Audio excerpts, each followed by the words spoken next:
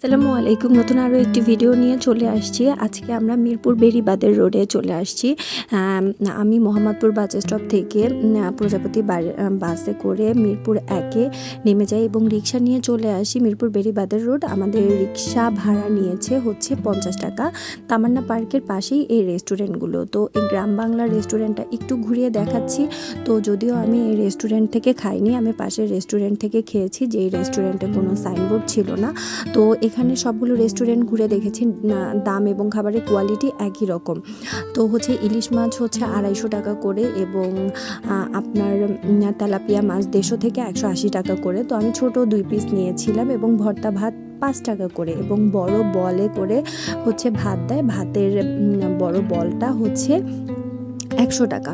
তো এখানে ন্যাচারাল পরিবেশে খাওয়ার সুযোগ হবে, একদম ন্যাচারাল পরিবেশে খেতে পারবেন।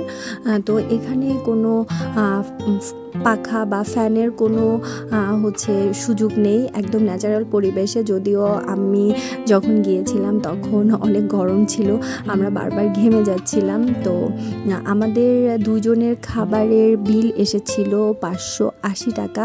তো আমার কাছে মনে হয়েছিল তুলনামূলকভাবে একটু মনে হয় দাম পড়েছে। তো খাবারের জন্য অনেক এক্সাইটেড ছিলাম এবং ওয়েট করছিলাম। তো এক্সাইটেড থাকার কারণে, যেহেতু ভর্তা ভাত আমি খুব পছন্দ করি, তো আমার কাছে মোটামুটি ভালো লেগেছিল, যেহেতু আমি অনেক জায়গা থেকে ভর্তা ভাত খেয়ে থাকি, কারণ আমার পছন্দের খাবার। আমার কাছে মোটামুটি লেগেছিল এবং ভর্তার কোয়ান্টিটি খুবই অল্প দিচ্ছিল। তো আমার কাছে মোটামুটি লেগেছে। তো আমার ভিউয়ার্সদের সাথে আমি শেয়ার করছি।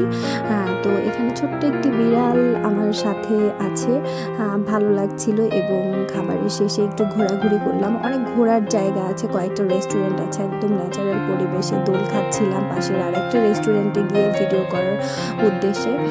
তো সব কিছু মিলিয়ে দিনটা ভালো কেটেছিল। ধন্যবাদ। আসসালামু আলাইকুম। ভিডিওটা ভালো লাগলে লাইক দিন।